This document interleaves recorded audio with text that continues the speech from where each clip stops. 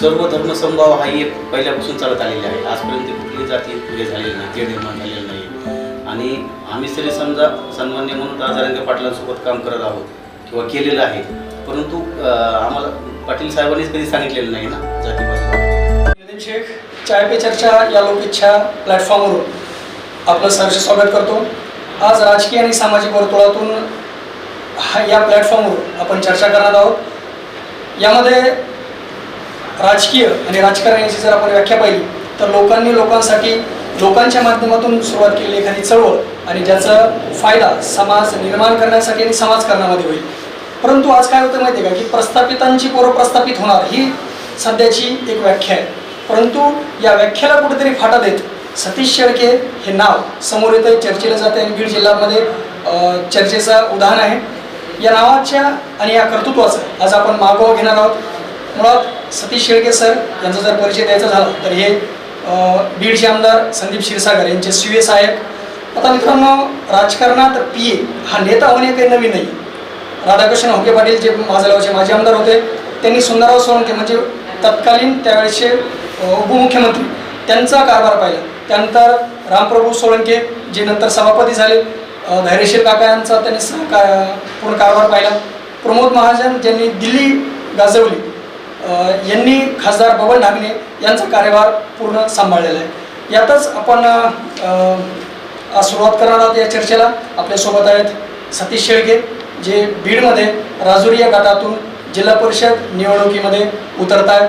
या रणांगणामध्ये आपलं अस्तित्व आणि आपलं कर्तृत्व आजमाव पाहत आहे. सर, सर्वप्रथम चाय पे चर्चा या लोकइच्छाच्या माध्यमातून आणि प्लॅटफॉर्मवर आपलं स्वागत करतो. नमस्कार सर. आपण पूर्वीसुद्धा आपल्या वर्तमानपत्रातून जी बातमी प्रसारित केली होती त्यामध्ये खूप प्रसिद्धी व चांगले व्ह्यूज आले होते. त्यामुळं आज आपण बोलवल्यामुळं सर्वप्रथम आपले आभार व्यक्त करतो. सध्या सर काय वाटतंय, राजकारणात आलात, कसं वाटतंय, नेत्याचा फील येतोय? नाही सर, मी एक सामान्य कुटुंबातला सामान्य माणूस आहे आणि मी लोकांमध्ये ज्यावेळेस समजा नेत्याचं CA सहाय्यक म्हणून काम करत होतो त्यावेळेससुद्धा मला कधी असं वाटलं नाही की मी CA सहाय्यक आहे म्हणून, कारण की मला ते सगळी जाण आहे. आणि आज जरी समजा मी राजुरी जिल्हा परिषद गटातून नसीब आजमावत आहे तरीसुद्धा मी CA सहाय्यक माझ्या अंगात तसंच राहिलेलं आहे. मी नेत्याचं फील माझ्या अंगात नाही आहे, परंतु सहकार्याचं, कार्यकर्त्याचं व लोकांचं CA सहाय्यक म्हणून राहायचं हे फील नक्कीच माझ्या अंगात आहे. अगदी. सतीश सर, दुसरा प्रश्न असेल की राजकारणाच्या रणांगणात पर्याय भरपूर होते, एकनाथराव शिंदेस कसं काय? काय झालं नेमकं, साहेबांनी 2022 साली ते मुख्यमंत्री झाले. त्यावेळेसपासून एक साहेबांची जी छबी होती ती माझ्या पूर्ण असे ह्याच्यामध्ये उतरलेली गेली होती, माझ्या अंगामध्ये, मनामध्ये. त्यांची काम करण्याची पद्धत अतिशय चांगली आहे आणि जी वागणूक आहे त्यांची आपल्या सर्वसामान्य कार्यकर्त्याच्या बाबतीत ती सोबर आहे, आपुलकीची आहे. त्यामुळे मी त्यांच्याकडं माझं मन आकर्षण झालं.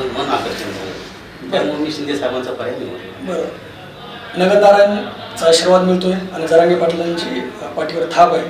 काय वाटतंय, राजुरीचा बुरुज भेटू शकतात? नक्कीच.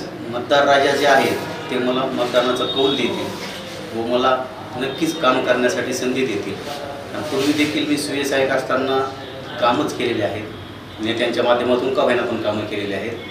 आता तर माननीय जिल्हा प्रमुख अनिलदादा जगताप साहेब आहेत, माननीय जिल्हा प्रमुख सचिन प्रमुख साहेब आहेत, माननीय जिल्हा प्रमुख सचिन भैया दलदर साहेब आहेत, शिवसेनेचे मुख्य नेते एकनाथराव शिंदे साहेब आहेत, शिवसेनेचे खासदार संसदरत्न डॉक्टर श्रीकांत साहेब आहेत.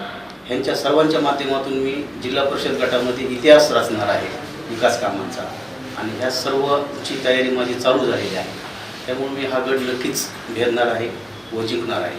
अगदी. सतीश सर, बीडची घडी बिघडली हे सध्याचं चित्र आहे आणि तुतारीचा आवाज होणार यात शंका आहे का नाही हे पाहू. परंतु तुतारीला जर मिळालं नगर परिषदेमध्ये बीडच्या तर तुमच्या लढतीवर याचा काही फरक पडेल का, काय वाटतं? नाही, ह्याचा काही परिणाम होणार नाही आहे, कारण की नगर परिषद आणि जिल्हा परिषद उपपंचायत समिती हे तिन्ही भाग वेगवेगळे आलेले आहेत. नक्कीच ग्रामीण भागावर याचा फरक पडणार नाही. आणि तसं पाहिलं तर आज बीड शहरामध्ये सुद्धा महायुतीचं वातावरण चांगलं आहे व महायुती हे चांगल्या पद्धतीने हाताळत आहे. त्यामुळे निश्चित ह्यासुद्धा आम्हाला यश येणार आहे. बरं, राजुरी गट तर क्षीरसागरांचा बालेकिल्ला आहे. राजुरी जिल्हा परिषद गटातून लढतीचे तुमचे काय समीकरण असणार आहे? नाही, माननीय अनिलदादा जगताप साहेबांनी सर्व समीकरणाची अभ्यास केलेला आहे आणि आमची माहितीतून त्यांनी मला म्हणजे शब्द दिलेला आहे, त्यामुळे त्या पद्धतीने माझं काम चालू आहे. बरं. शिवसेनेचे जिल्हाध्यक्ष अनिलदादा जगताप, सचिन भैया मुळूक, स्वप्नील भैया गल्दर साहेब यांचा जनसंपर्क पूर्ण जिल्ह्यामध्ये भरपूर आहे, दांडगा आहे. त्याचा फायदा वाटतो तुम्हाला त्या लढतीवर होईल? हो, होईल ना. शिवसेनेचं काय आहे, शिवसेनेचे एक स्वायत्त असं एक मतदान आहे आणि ते मतदान कायमस्वरूपी पडत आलेलं आहे आणि ते मतदान कायम आहे. आजही स्वर्गीय बाळासाहेब ठाकरे साहेब असतील, स्वर्गीय दिघे साहेब असतील आणि मुख्य नेते एकनाथ शिंदे साहेब असतील, यांना मानणारा आणि आमच्या तिन्ही जिल्हा प्रमुखांना मानणारा मोठा वर्ग आहे शिवसेनेचा सुद्धा. सतीश सर, मी ऐकलंय की एकनाथ शिंदे साहेबांना तुम्ही शेतकऱ्याच्या प्रश्नावर आत्ताच शेकडोवर मागण्या दिलेल्या आहेत. काय वाटतं, जे रखडलेले प्रश्न आहेत ते प्रश्न तुमच्या मार्फत तयार होतील, त्या प्रश्नांना वाचा फुटेल? हो, निश्चितच. मी अनिलदादा साहेबांच्या मार्फत 50 ते 60 पत्र मी जिल्हा परिषद गटाचे दिलेले आहेत. सध्या त्यातले काही पत्र मी प्रसारित सुद्धा केलेले आहेत, पण सर्व विषय हे विकास कामाच्या अनुषंगाने दिलेले आहेत व ही सर्व विकास कामे करण्याबाबत माननीय शिंदे साहेबांनी मला तसा शब्द देखील दिलेला आहे. पण आम्ही पाहतोय की तुम्ही रात्रंदिवस गटातून फिरत आहे, लोक मागणी घेऊन येत आहे, नेता म्हणून तुम्ही त्यांना आश्वासनं देताय काय? जी पेंडिंग पडलेली जी काही कामं आहेत, जी पेंडन्सी आहे, त्याच्यावर काम करण्याची तुमची काय तयारी असणार आहे येणाऱ्या काळामध्ये? नाही, हे सर्व मागण्या आज ऑलरेडी माझ्याकडे तयार आहेत. माझ्या गटातील 28 गावामधील जे अनुशेष आहेत, तसेच माझे काही जिल्हा परिषद गटामधील श्री क्षेत्र नारायणगड, श्री क्षेत्र रामगड, मंगलमूर्ती देवस्थान राजुरी आणि सर्वच देवस्थान, म्हणजे प्रत्येक गावामध्ये एक देवस्थान आहे स्वयंभू. या सर्व देवस्थानाचा जो विकास करायचा आहे, काही रस्त्याचा अनुशेष आहे, काही पाणी पुरवठ्याचा अनुशेष आहे, शेतकऱ्यांचे प्रश्न आहेत, सार्वजनिक प्रश्न आहेत, काही हे सर्व सोडवण्याच्या बाबतीत मी सन्माननीय एकनाथ शिंदे साहेबांना पत्रव्यवहार करत आहे आणि दादा जिल्हा प्रमुख साहेबांच्या मार्फत. सतीश सर, नगर परिषदेची लढत सध्या रणांगणात सुरू आहे. योगेश क्षीरसागरांनी भाजपासोबत जाऊन एक जनता आघाडी स्थापन केली. भाजप तुमच्या पक्षाचा सत्तेचा वाटेकरी आहे. इन फ्युचरमध्ये, भविष्यामध्ये जर नगर परिषदेमध्ये जर जबाबदाऱ्या मिळाल्यास, आता तुम्ही कमी काळामध्ये एक विस्थापिताचा पोरगा म्हणून समोर येत आहे, सज्ज आहात? हो, सन्माननीय अनिलदादा जगताप साहेब व शिवसेना जी माझ्यावर जबाबदारी देईल ती मी एकनिष्ठेने व प्रामाणिकपणे पार पाडण्याचा प्रयत्न करेन. म्हणजे खारीचा वाटा मी निश्चितच यामध्ये मला नक्की नक्की. जिल्हा परिषद गटाच्या स्थानिक पातळीवर पाणी, शिक्षण, रस्ते, आरोग्य या कुठल्या मुद्द्यावर तुम्ही काम करणार आहात का? या आधीच्या ज्या काही नेत्या आश्वासनं देऊन हे चारही कामं रखडलेली त्याच्यावर काय तुमची काय प्रक्रिया असणार आहे? सर्वप्रथम मला म्हणजे माझ्या म्हणजे जिल्हा परिषद गटामध्ये जे समजा अनुशेष राहिलेला आहे त्याच्यामध्ये सगळेच आले.